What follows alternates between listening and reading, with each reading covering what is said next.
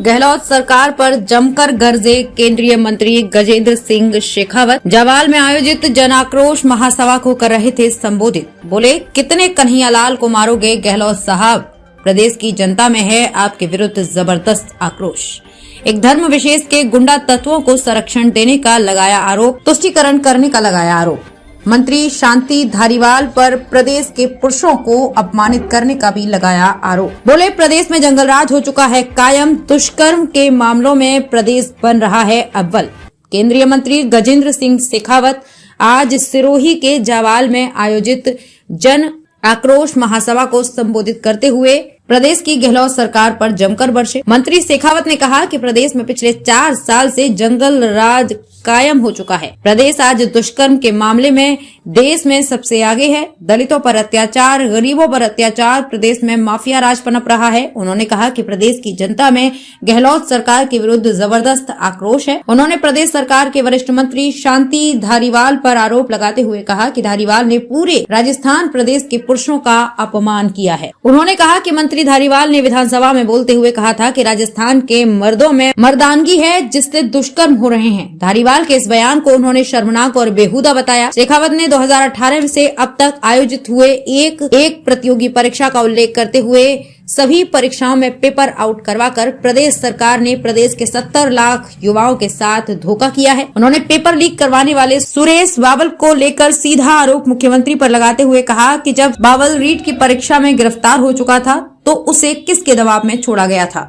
मंत्री शेखावत ने स्थानीय विधायक संयम लोढ़ा को भी आड़े हाथ लेते हुए झूठी वाहवाही लूटने वाले नेता बताया। साथ ही उन्होंने कहा कि आज जो आक्रोश आमजन में है उसे कायम रखना होगा और आगे आने वाले विधानसभा चुनाव में इस कुशासन की सरकार को उखाड़ फेंकना है। इस बात का संकल्प भी उन्होंने सभी को दिलाया। जावल से रमेश टेलर की रिपोर्ट। कि राजस्थान में रेप ज्यादा होते हैं क्योंकि राजस्थान मर्दों का प्रदेश है। राजस्थान के मर्दों के मुंह पर कालिक पोतने का काम और राजस्थान के इतिहास पर कालिक पोतने का काम विधानसभा के उस मंदिर में इस अशोक गहलोत सरकार के मंत्री ने किया।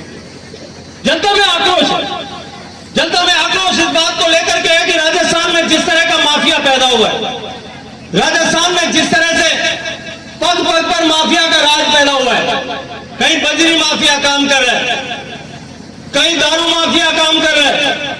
सिरोही जालोर से पहले भी दारू माफिया के समाचार आए थे, यहीं से पकड़े गए थे और जो पकड़े गए थे उनको वापस जो है प्रमोशन देकर के पोस्टिंग देने का काम इस सरकार ने किया।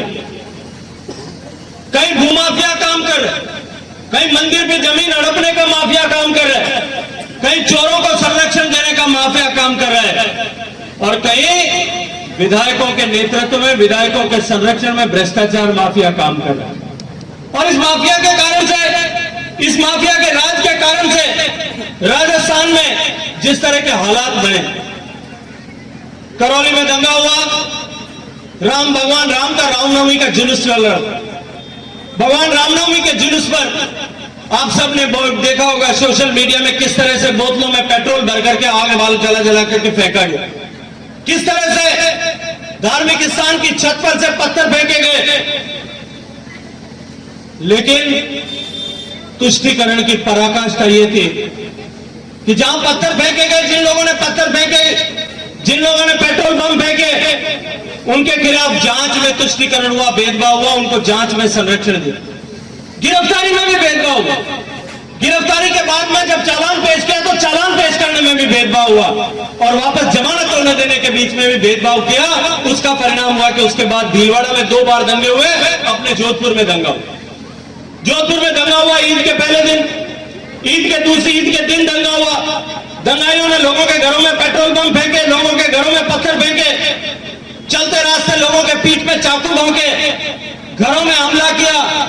और जब हिंदू युवक बाहर निकल करके अपने घर को बचाने के लिए बाहर निकल करके, अपने बहू बेटियों की इज्जत को बचाने के लिए बाहर निकल करके और चौकीदारी कर रहे थे तो उनके ऊपर मुकदमा दर्ज कर दिया कि हमने 10 उनके पकड़े तो 10 आपके भी पकड़ने पड़ेंगे। मैंने पूछा भाई हमारी गलती क्या है, तो कि ये बाहर निकल करके हनुमान चालीसा पढ़ रहे थे।